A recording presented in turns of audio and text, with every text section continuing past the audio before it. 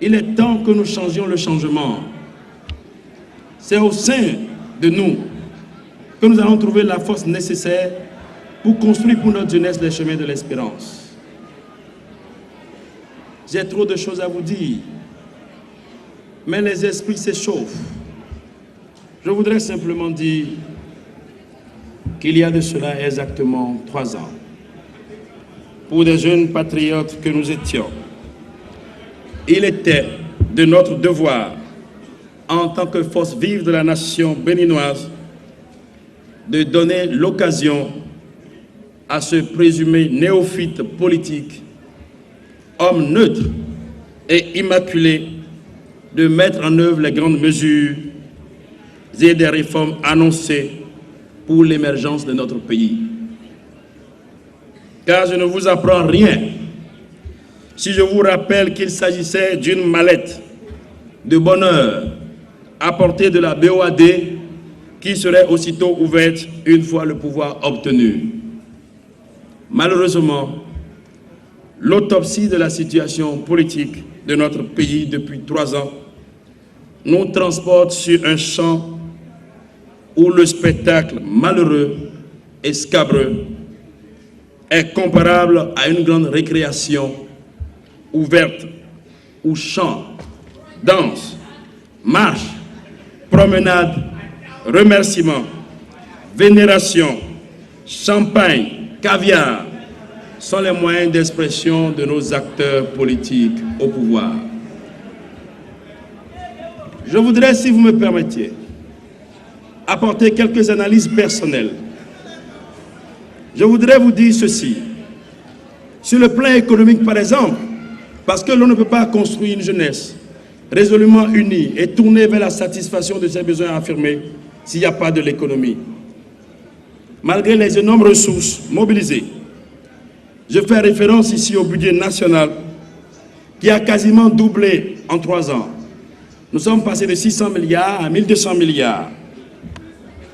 Et dont le taux d'accroissement économique qui a atteint subitement les 5%, aucune amélioration significative n'est remarquée dans le quotidien des Béninois et en particulier de la jeunesse. Donc ces promesses économiques, chantées à longueur de journée par les adeptes inconditionnés du système, sonnent comme des incantations dans l'esprit des Béninois et surtout de la jeunesse béninoise.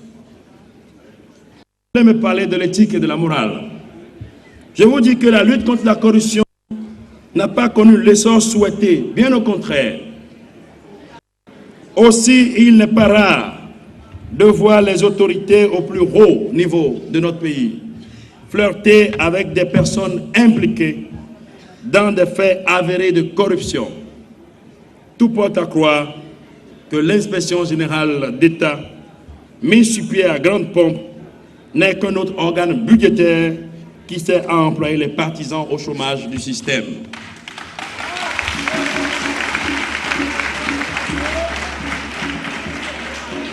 Sur le plan des libertés, j'ai entendu quelqu'un demander tout à l'heure si l'ORTB était dans la salle. Eh bien, l'ORTB est véritablement dans la salle.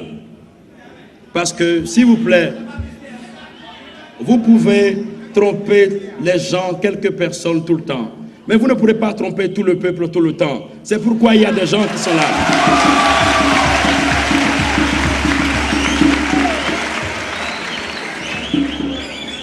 Dans notre pays, la liberté de la presse est gravement menacée à travers une grande corruption qu'on a maquillée sous le vocable du contrat de presse, mais aussi et surtout les intimidations et menaces.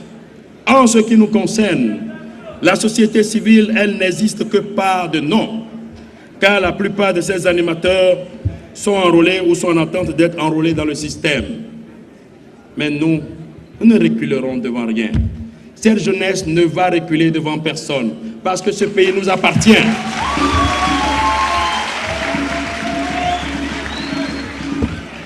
Sur le plan social, enfin, le pays est caractérisé par une situation de tension et de grogne. Il existe une crise persistante entre les syndicats et le gouvernement, le problème du chômage demeure le lot quotidien des jeunes. Et le gouvernement et les acteurs proches du gouvernement n'ont pratiquement d'autre solution que de participer à des marches et des meetings pour assouvir un peu leur faim. Lorsqu'on invite les jeunes pour marcher, c'est parce qu'on espère que l'on peut donner des sandwichs, des coca et quelques liasses de billets. Eh bien, ce n'est pas responsable pour des décideurs de régler le problème du chômage de ce pays en passant par cette voie immonde.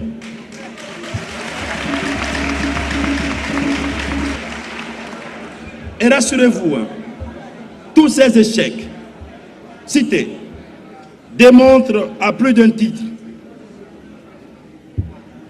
que la classe politique béninoise a un rôle important à jouer et que les jeunes ne doivent jamais rester en marge des décisions politiques. Il est temps que nous nous engagions et notre engagement sera solennel au service de la jeunesse et au service du développement.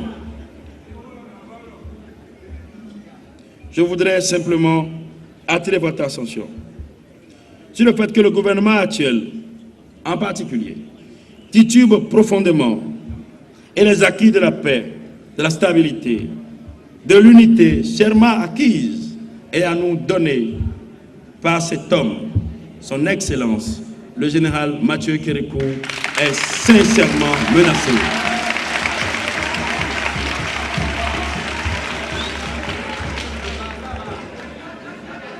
C'est pourquoi il nous importe, en tant qu'héritier légitime de ce système et en tant qu'héritier légitime du Bénin de demain, de jouer essentiellement le rôle de veille citoyen pour que rayonne notre pays.